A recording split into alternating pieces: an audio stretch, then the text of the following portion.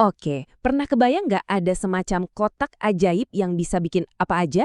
Nah, hari ini kita bakal bongkar isi kotak itu. Namanya AI generatif, salah satu teknologi yang lagi heboh banget dan benar-benar bisa mengubah banyak hal.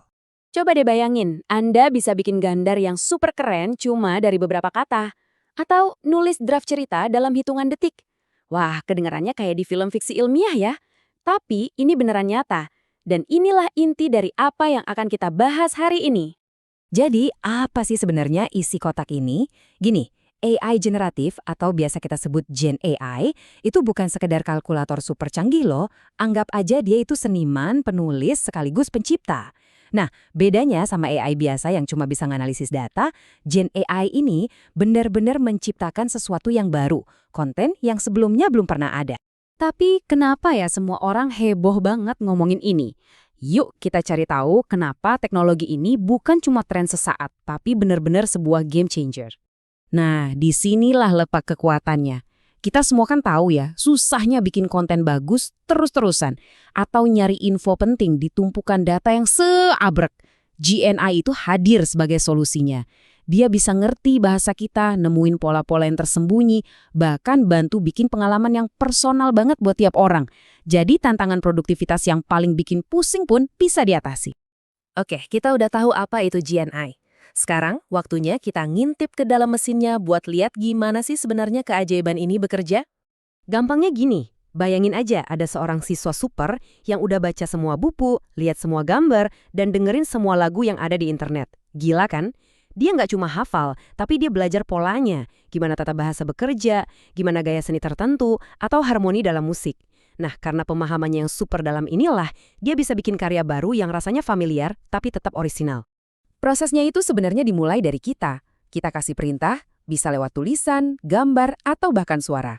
Terus, si AI ini bakal mencerna perintah kita, nyari-nyari di perpustakaan datanya yang super besar itu buat nemuin konteks dan pola yang pas. Abis itu, dia bakal ngerangkai semuanya jadi sesuatu yang baru sebagai jawaban buat kita. Jadi, ini tuh kayak dialog antara kita dan mesin. Jadi kalau disederhanain banget, prosesnya cuma ada 3 langkah. 1, Anda kasih perintah. 2, AI-nya cari pola buat ngertiin maunya Anda. 3, dia mulai berkreasi. Nah, dari sisi kita sebagai pengguna, kelihatannya ya sesimpel itu. Oke, kita udah bongkar isinya dan lihat cara kerjanya. Sekarang bagian yang paling seru nih, kita bisa ngapain aja sih pakai alat ini? Pertama, kita bahas soal teks dan cerita. Anggap aja Gen AI ini asisten penulis pribadi Anda. Butuh jawaban cepat buat pelanggan? Beres. Perlu ngeringkes dokumen 50 halaman jadi satu paragraf doang? Bisa banget. Bahkan kalau lagi buntu ide nulis, alias writer's block, dia bisa bantu bikinin draft pertama buat email, postingan blog, atau laporan. Tapi kemampuannya nggak berhenti di tulisan aja loh. Gen AI ini juga bisa jadi seniman, komposer, bahkan programmer. Anda bisa misalnya deskripsiin produk impian Anda dan dia bakal bikinin gambarnya.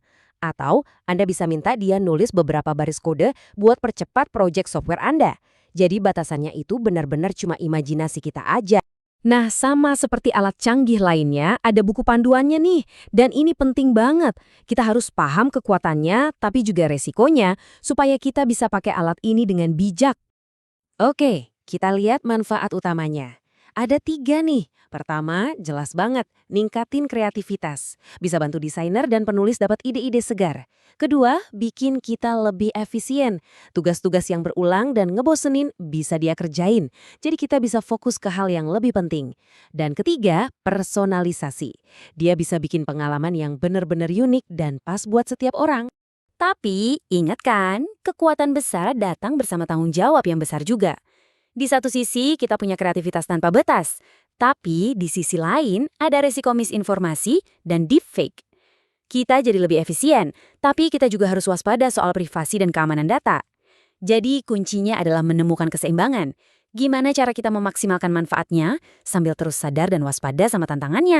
Nah, inilah intinya dari konsep AI yang bertanggung jawab.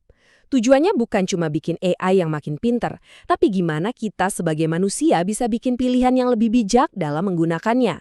Kita harus sengaja dan sadar untuk ngertiin dan ngurangin risikonya. Pastikan bahwa manusialah yang tetap pegang kendali, yang mengarahkan teknologi ini ke arah yang positif buat semua orang. Oke, kita udah lihat kan apa aja isi kotak ini? Sekarang yuk kita coba lihat lebih jauh ke depan dan bayangin masa depan seperti apa yang sedang dibentuk oleh Gen AI. Wah, masa depan yang digambarkan di sini benar-benar menarik ya. Coba bayangin, perusahaan bisa memprediksi tren pasar dengan jauh lebih akurat, atau film dan musik yang kita nikmati itu benar-benar dibuat khusus sesuai selera kita. Mulai dari inovasi produk yang lebih cepat, sampai asisten virtual yang beneran pintar, AI bakal makin nyatu dalam kehidupan kita sehari-hari. Dan ini membawa kita ke pertanyaan terakhir. Sebenarnya, masa depan teknologi ini bukan cuma soal apa yang bisa dia lakukan, tapi yang lebih penting, apa yang akan Anda lakukan dengannya. Potensi luar biasa ini ada di tangan kita semua.